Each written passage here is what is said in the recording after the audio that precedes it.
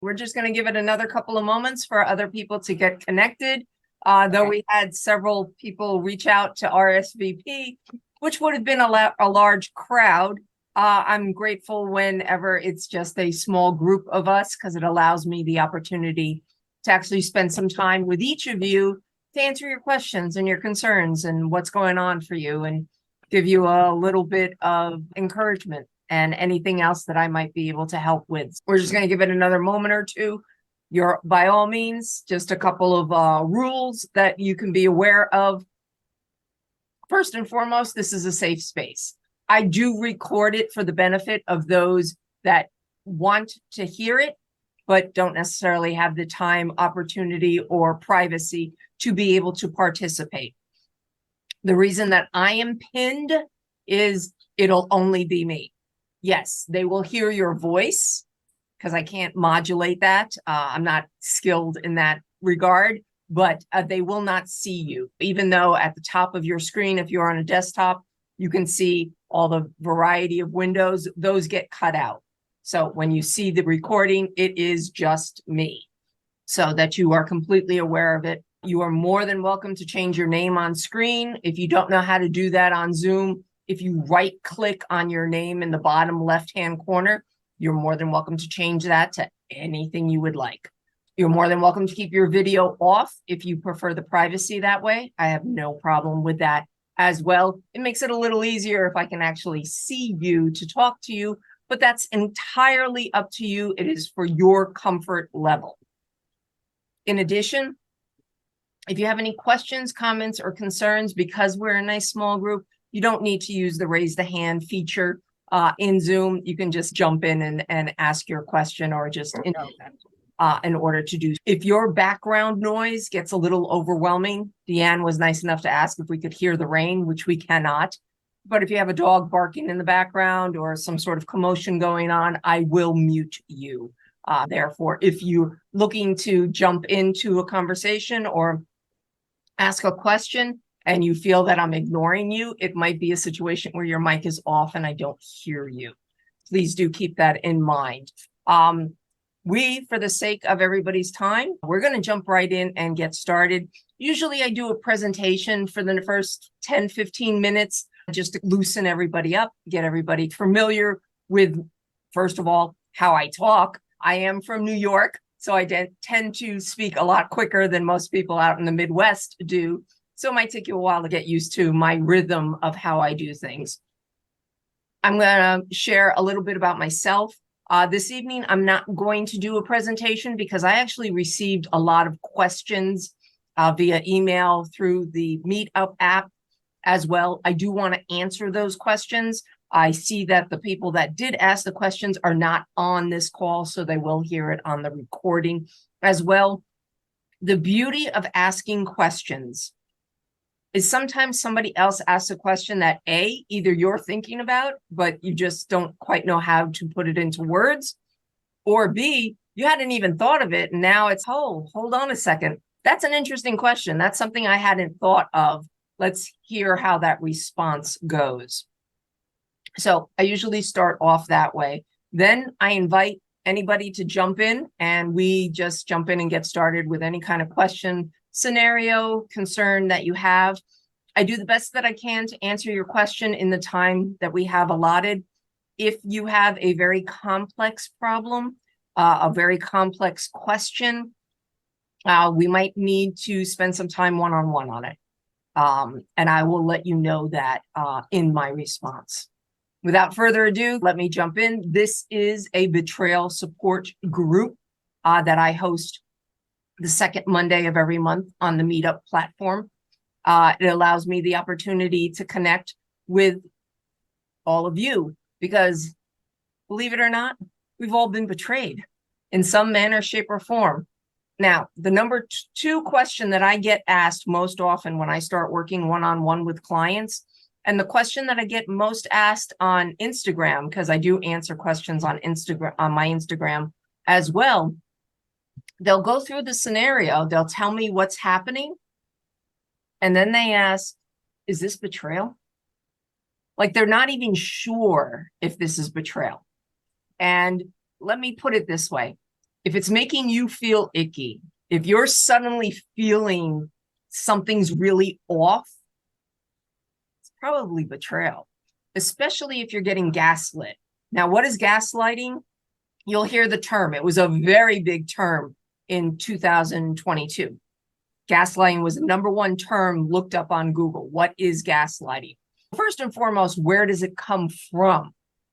It comes from a movie from the 1920s or 30s, I believe, where a husband, back in the day, you used to turn down the lights.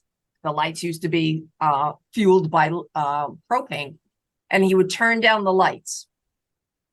And his wife would ask, did the lights go down? Did they dim? And he'd be like, no, that didn't go down. It's the same illumination as it's always been. And it got to the point where she thought she was crazy. Gaslighting is a form of manipulation. It's a form of twisting the truth.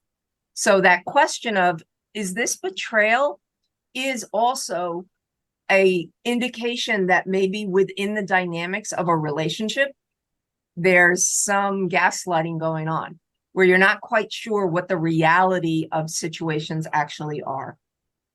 What I advise my clients and what I actually did when I went through betrayal, and I'll give a little bit of my history as well, is I started writing things down. Like starting to really write things down, because when you are at that point where you're not quite sure whether it's betrayal and you are feeling just all over the place, where your mind and your heart are disconnected from each other, reality just seems so far. It just seems so out of place. I started to write things down, and I advise my clients to do. So a little bit about me. My name, Vanessa Cardenas. I'm a betrayal recovery specialist. Why? Because I went through betrayal. Years ago, I had 3 words said to me by my husband of over 2 decades that I never thought he would say. I've met someone. My whole world completely shattered in an instant. Completely shattered in an instant. And I fell apart. Now, keep in mind, I'm a C-suite executive. I've had a very interesting childhood through a lot of different traumas that I got through. I went to college, put myself through college. I had a psychology degree, and here I am falling apart. Why was I falling apart over this? He said 3 words to me, and suddenly everything that my whole life just completely obliterated. I couldn't get over how into the cesspool I got into. And one afternoon, I remember it very distinctly. One afternoon, I begged and I pleaded, and universe, God, Buddha, whoever your religious affiliation is or your spiritual affiliation is, I just remember distinctly being on the floor in my bedroom in a fetal position, begging that if I could have a moment of reprieve, that I would do everything I possibly could to help the next, that I commit myself to helping the next person never feel like this. I don't wish this upon anyone. And the very next day, I felt a little better. And the day after that, I felt a little better after that.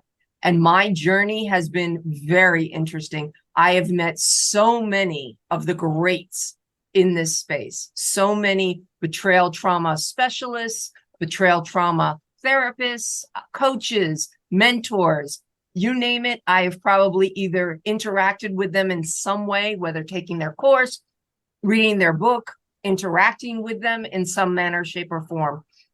And what I did was I took all of the elements that I absolutely loved and incorporated them into my own recovery. Now, in all honesty, there were a lot of things in their programs that I didn't like, that I didn't find helpful, that I found were detrimental actually to my healing, that I vowed I'm not going to do that. I don't want to do that. I don't want to subscribe to that. I am not cookie cutter. I don't have a definitive program that I walk you through, and this week we're going to cover triggers, and this week we're going to cover this, and this week we're going to cover that. Because for me personally, when I went through the experience, that wasn't helpful for me. If week 4 was triggers and I was having triggers in week 2, I couldn't wait till week 4 for us to cover it. I needed help right then and there. I operate a little differently. I operate differently within groups. As you can see, I talk a little bit and then I will open the floor for those to be able to ask questions, to ask the questions that you need answers to, that you want to have some either reassurance that, hey, what you're feeling is absolutely normal. It absolutely is. Something terrible has happened to you, and now you're struggling to get through it. Not stand still, not stand in quicksand and wait for something to happen. No, for you to actually move forward, whether you're moving forward in leaps and bounds, which doesn't happen, you're moving forward step by step, or you're doing baby steps. And sometimes you'll take a baby step forward and then you'll stand and you'll get a reprieve. And then you take another step forward and then you take another baby step back. This is a process that is just flowing. Also, the number 3 question that is asked is, how long does it take to heal from betrayal? This depends on you. It truly does. Now, here's something to consider and to think about. The gravity of your betrayal, of how the circumstances happened and how it has affected you, is really dependent on your life experiences. If you had betrayal in your childhood, if you had betrayal during being a teenager, if you had betrayal in your 20s. Now, again, sometimes betrayal was hard to define, and you didn't quite realize that actually what you were experiencing, was betrayal. If you had unresolved betrayals in the past that you had not cleaned up, this betrayal that you're going through now will seem 10 times worse. It will completely consume you. Why? Because it's taking the baggage from before and adding it to it. Now, I know that's hard to hear, and I am not here to sugarcoat anything for you. This is hard work. It absolutely is. But can you do it? Without a doubt, you can do it. Will you be better for the experience? Oh, dare I say, will you be better for the experience? Yeah.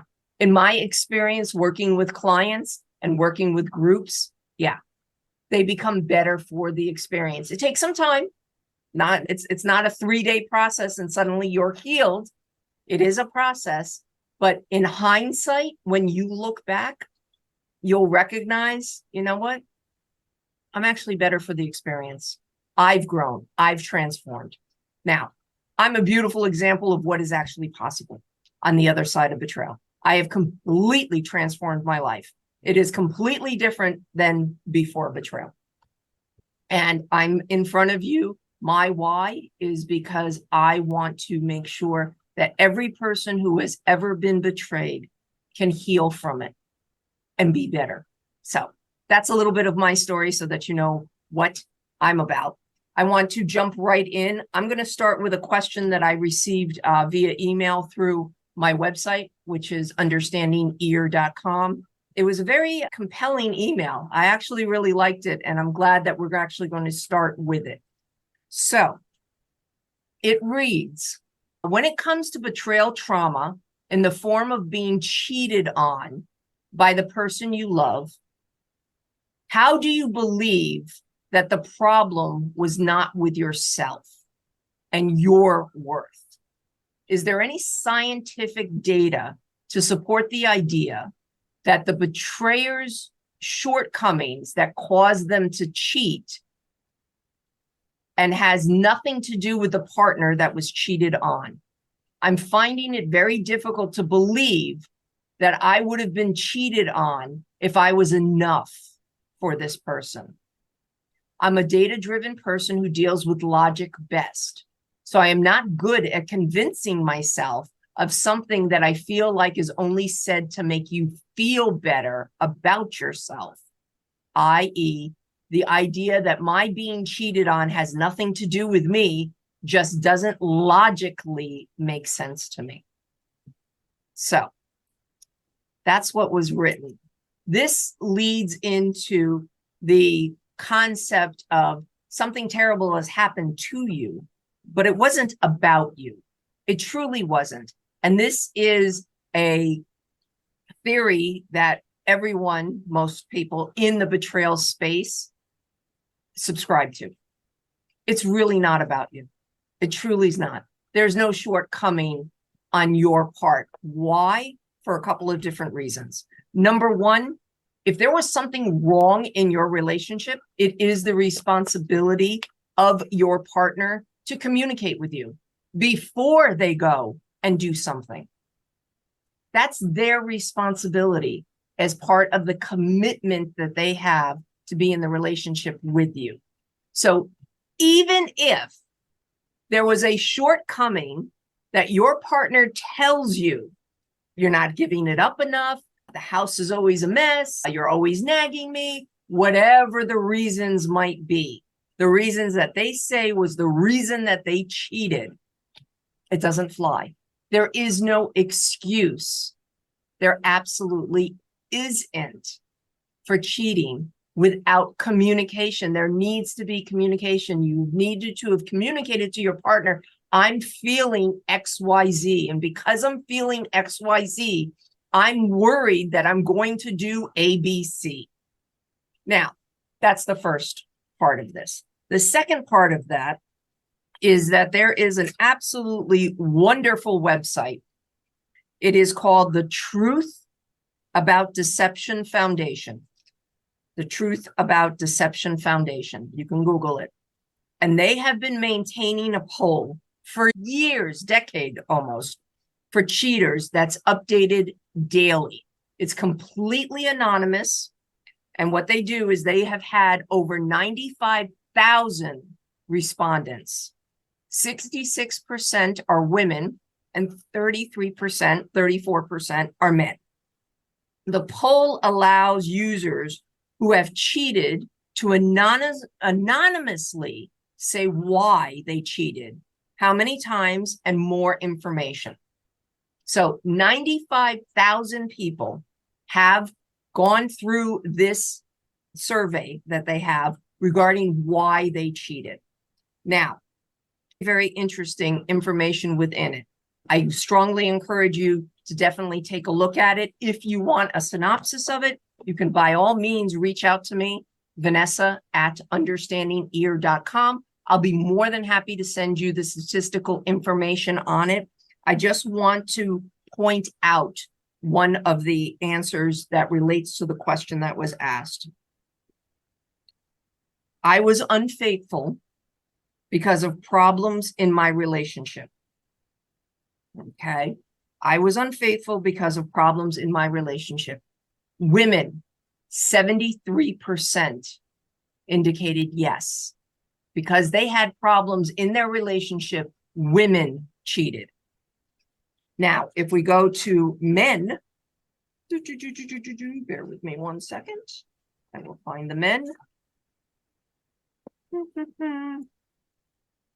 For men, it dropped significantly down to 38%.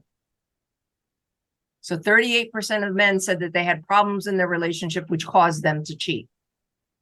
Still, way I advocate it is, if you got a problem in your relationship, talk, get it out before you do something that causes betrayal, because the betrayal wound and strike is so significant and it just compounds problems. You think you had problems before. Now you add in betrayal and we're in a totally different ballgame now. So again, if you'd like all that statistical information, you can find it on the Truth About Deception Foundation, their website. It's a .org, I believe. Or if you'd like me to send you the synopsis, I'll be more than happy to send it to you. So that was the first question. The second question, and then we'll jump into everybody else's question here, is I want to confront the affair partner. How best to do this? This is a loaded question, okay? You need to think about it in a couple of different ways. Why do you want to confront the affair partner? Really think long and hard about that, especially if the affair partner is a stranger. Now, if there's somebody that you know, and again, we're going to refer back to the polling that was done. For women, when they cheat, 40% of the time, it's with somebody that both the wife and the husband know. For men, when they cheat with somebody that their wife knows, it's only 20%. Interesting statistic. It means that other men are looking at your wife. So keep that in mind. So with that being said, if you want to confront the affair partner, first you need to decide, why do you want to do that? To what end, to what gain are you going to get by confronting the affair partner? Are you putting your foot down and saying, listen, my partner is mine, stay away? That's really the responsibility of your partner to say that, if your partner wants to stay in the relationship. And I say that with an asterisk. Sometimes, and I've seen this, sometimes people cheat to get out of a relationship. They don't know how to get out of the relationship, so they cheat in hopes that their partner will be so fed up and so, oh, no, I can't deal with you, that they break it off. Yes, it does happen. So I circle back to communication. Communication is key. Silence is deadly in a relationship. So you do want to make sure that you are communicating. So we're back to confronting the affair partner. Determine your why. Why do you want to do this?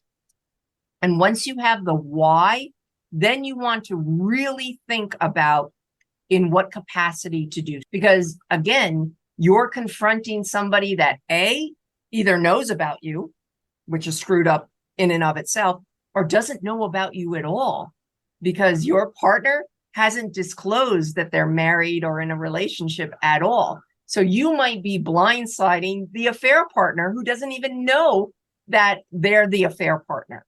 So again, lots of different facets of the same situation. So you really want to think long and hard before you go and confront the affair partner. If you want more details on that, it is in my book that you can read. It's on page 75 of my book, where I go into depth of how to do so.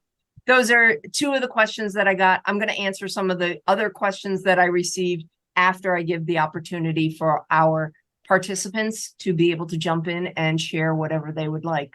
So I open the floor.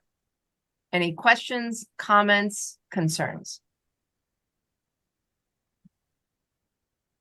Okay, I'm gonna go for it. And I'm gonna apologize to everyone that's on this Zoom, because I don't know if you really want to hear this, but I'm a pretty open book. My husband's done wrong things in our marriage. I've done wrong things. There was no communication, zero. We've been married for 33 years. We had a blowout, I don't even know, 4 weeks ago. And we've had many of these throughout our marriage. So we've almost gotten divorced probably 5 or 6 different times. Our marriage started off, I grew up in the Midwest, a farm girl. My husband's from the Bronx, very different people. I moved here and when I was pretty young, and moved in with him. And from the first week that I moved here, there was me catching him masturbating. And I kept it inside for a while, and it kept happening over and over again. And I just blew up and just let everything go. And I thought that by doing that would stop it, but I was very wrong. And it continued for years. We had 3 kids, and I was a stay-at-home mom for 7 years. And when my kids were old enough and started going to school, I decided it was time to finally make friends of my own. And that's when all hell broke loose. That's when I started having affairs, plural, and was caught. I hate using that word, but my affairs, I was pretty open with people and told them that I had a great marriage. My husband was a great partner in most things. He was a great father, and I did not want to hurt him. I truly thought in my early 30s that I could do this. I could just get what I needed on the side and not hurt my husband, and I could continue with my marriage and wouldn't break up my family. And how stupid and wrong was I? That's what happened. And after I was caught and I confessed to two other affairs, we tried some marriage counseling and just swept it under the rug. Not advisable. Another thing we shouldn't have done. Years later, the anger inside of me has built up so terribly. And my husband, as of 11 months ago, when I laid it on the line and said, I'm getting divorced unless you start seeing a therapist, he's been seeing a therapist and he's been going to a sex addiction class. And he came home to me recently and apologized for all of the hurt that he's put me through over the years and told me how shameful and guilty he felt. And I still can't get rid of the anger. I keep thinking the more I bash him and the more I yell at him and the more I scream, it'll end. And I just don't trust it. I am on his computer. I'm checking the history on his computer, which is stupid because it's, first of all, if I can't trust him, I probably shouldn't be with him, period. But I'm desperate. So that's what I've been doing. And he has stopped going to this addiction class when we were fighting 4 or 5 weeks ago. And of course, I'm finding porn on his computer. So my husband he's also a pathological liar. So long story short, how do I trust again? If I'm finding this on his computer, can I trust him again? We are going to marriage counseling in another few weeks.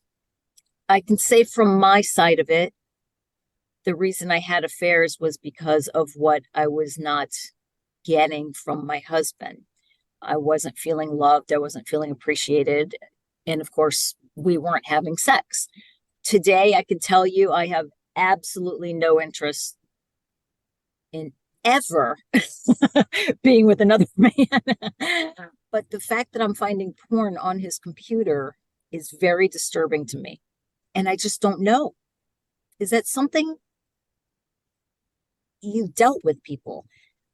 I know you don't know my husband, but do you think he can turn it around? He is a full-blown narcissist. There's a lot of stuff going on.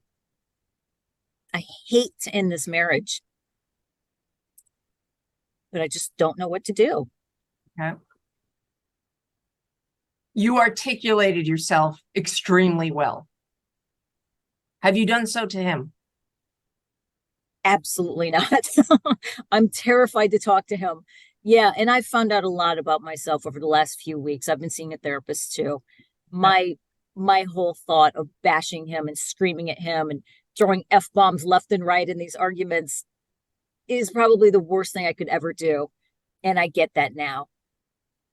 But he and I are living in the same house, and he is being very civil to me. And I'm just running to my room and closing the door. Because I know what's going on. I see his calendar. I know that he's been to multiple lawyers. I know he's seen condos and houses. He's got all the ducks on the pond, which is smart because we have gone through this before.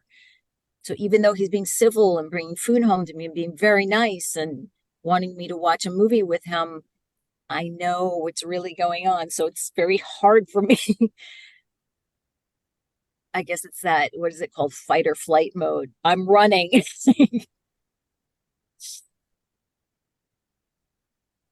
Yeah, and you know exactly what it is. It's the breakdown of communication. And you articulated yourself extremely well, sharing it with me. And I'm a complete stranger. Yes, we've met a couple of times, but for the most part, I'm a complete stranger. And you were able to articulate it to me. There's fear going on, a huge amount of fear that you have. And we need to shake some of that fear.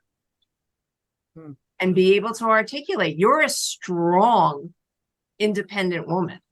You are. You can feel it when you speak because you articulate yourself extremely well. Mm. But in his presence, fear comes in. And when Yeah. fear comes in, the rage comes in. Yeah. So in working with a therapist, which is great, and then he subsided it because of the blowout that you had, that he stopped going to the sex addiction classes, which disrupts his recovery. Can he recover? Yeah. If there's a willingness that anyone has to get better themselves, they will do it.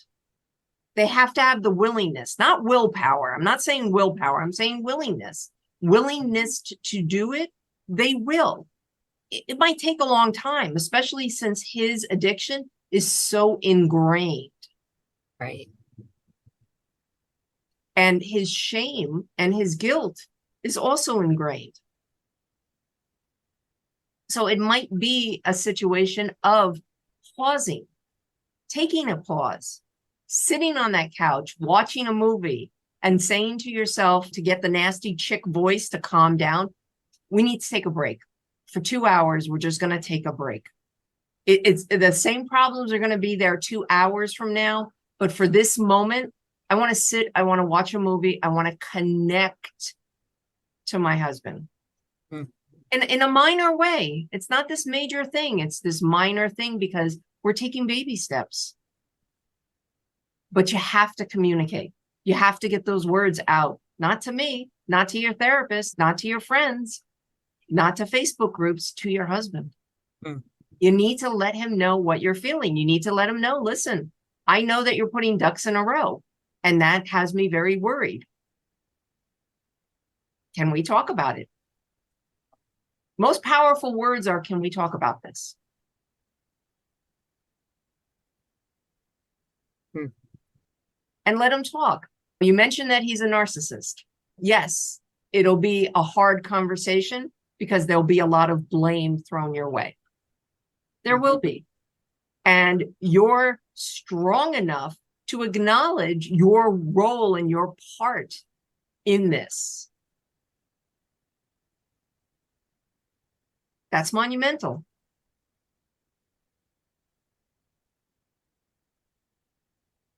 How does that land for you? Scary. But yeah, you're absolutely right. Yep. It's scary. If Mhm. it was easy, you would have already done it. And we Right. it's challenging, of course it is, but you're strong enough to do it. That's your superpower, is the fact that you are, in fact, actually strong enough to do it, to have that conversation. You've been married, what, 33 years? You have 3 kids. 3 kids you've been a mother to, a stay-at-home mother, by the way. So you know how to put your foot down. You know how to talk. You know how to say things. No, I don't. I was friends with my kids. You do. You do. When I can with my husband, that's the problem. But when push comes to shove, you do. I do. Yeah. Yes, you do. You very much do. I'm going to let you sit on that for a little bit, Deanne. I'm going to ask William or Jill if they have anything. You're okay for the moment? Yeah. Okay, beautiful. William, Jill? My story is not anything like that. It maybe not as much to deal with, but infidelity. My husband was unfaithful, and I'm just really struggling with the trust thing. How do you trust somebody, and the triggers, and just that feeling of, if you gave 2 shits about me, how could you ever, like, how, I just don't understand it. And I'm really struggling. It's been a couple years. We've been through counseling, but I just seem to be stuck. Okay. Thank you for sharing that. If I may, Mhm. things come to mind, and I'm glad that you brought up the trust again, because Deanne brought up the trust as well. I didn't touch Yeah. on it because I was hoping that somebody else would ask the same questions. Jill, I'm glad that you asked about trust. Mhm. The trust aspect when you're dealing with betrayal, Mhm. and to focus on our partner. How am I ever going to trust them again? How am I ever going to trust them again after what they did? Mhm. I invite you to look at it differently. You need to trust yourself first. That's what's missing. True. That's the element that's missing, because once you can trust yourself and your feelings and how you feel about things and accept the fact that your partner cheated on you, no fault of your own, absolutely no fault of your own. His actions, his consequences, he did this. You didn't do it. You did not subscribe to it.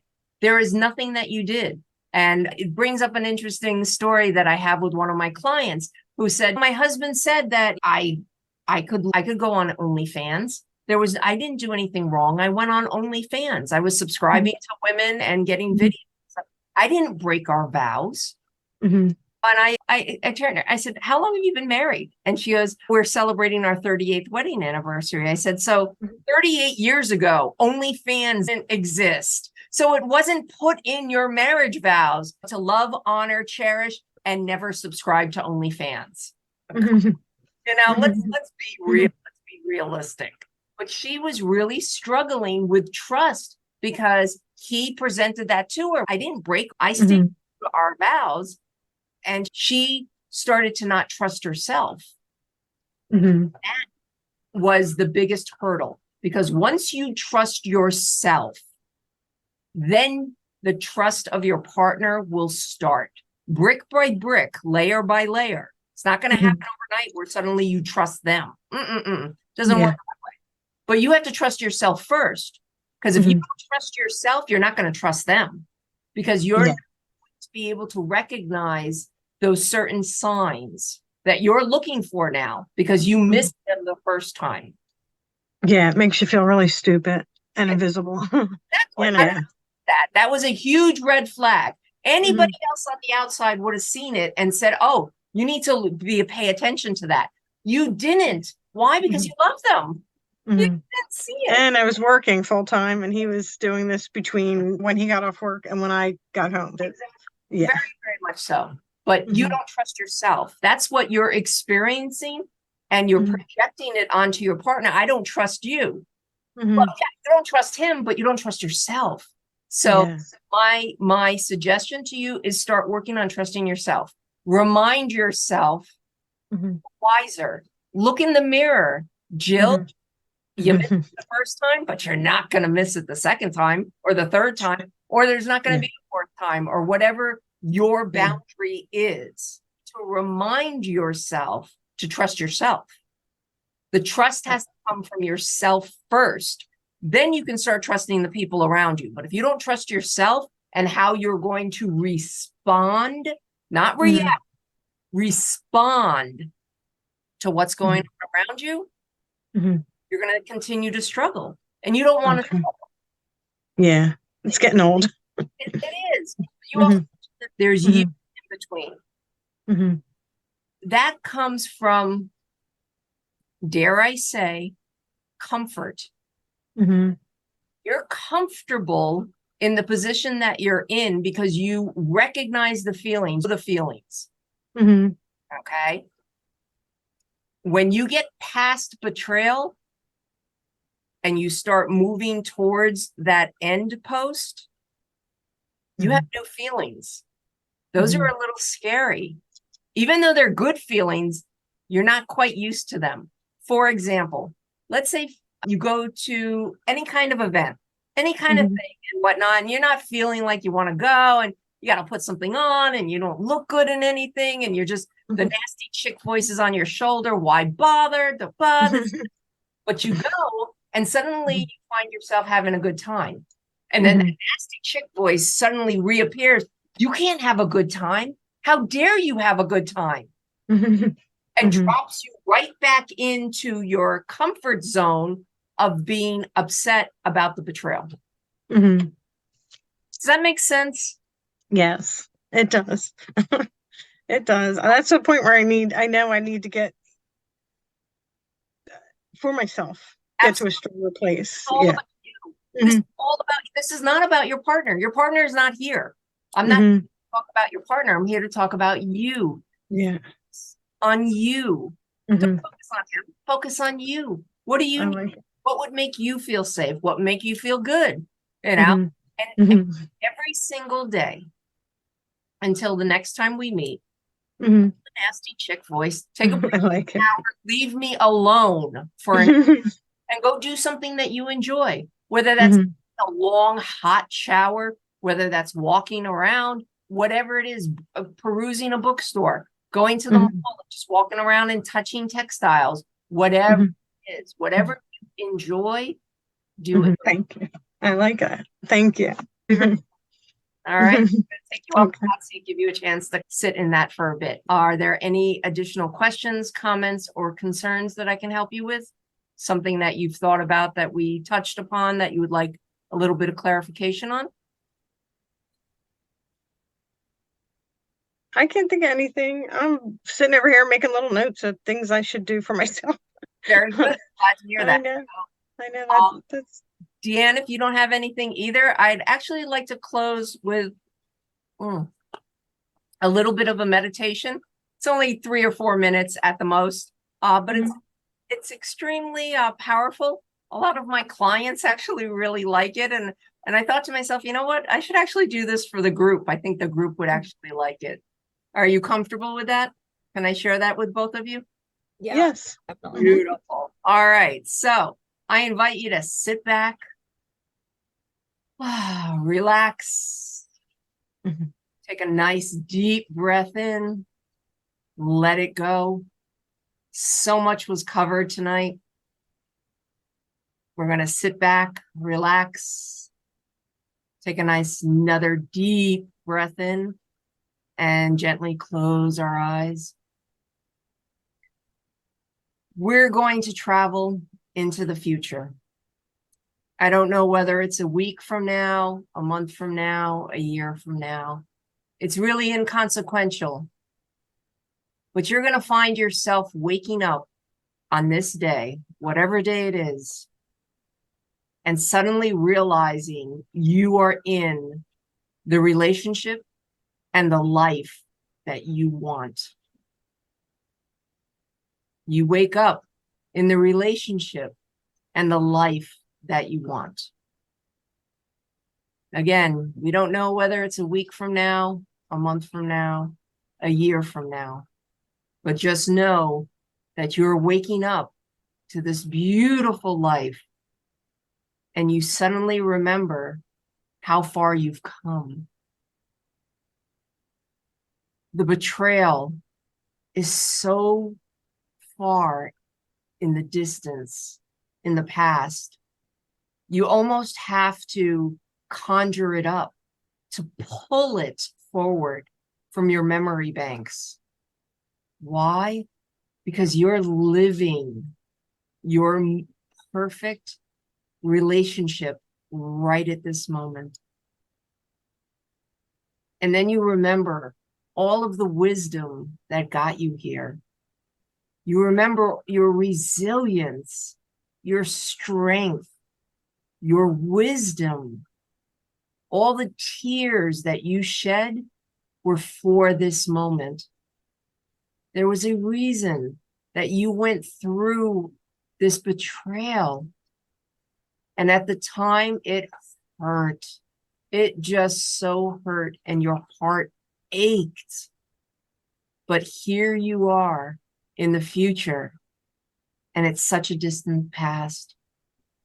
And you put your hand to your heart and you feel it beating because it has, in fact, healed.